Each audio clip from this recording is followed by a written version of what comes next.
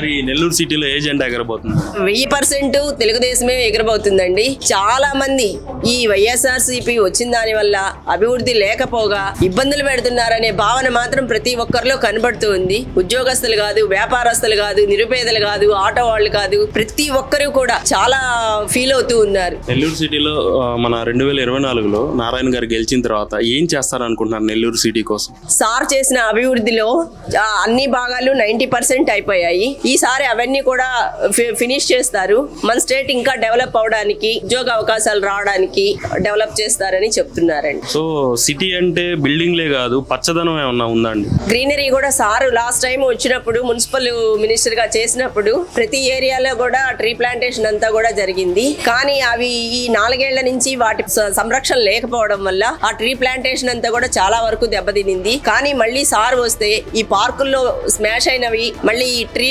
Plantation అంతా కూడా replantation చేసి దాన్ని అభివృద్ధి చేస్తారు.